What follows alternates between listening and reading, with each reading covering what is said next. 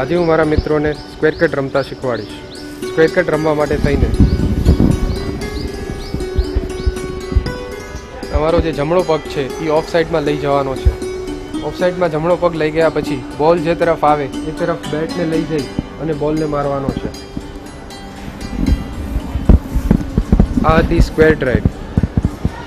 આ વાત તમે જેટલી એકાગ્રતાથી સાંભળી એટલી એકાગ્રતાથી મારી બીજી વાત પણ સાંભળો. મતદાન કરવાનું ચૂકશો નહીં. મારા યુવા મિત્રો, મતદાન અવશ્ય કરો.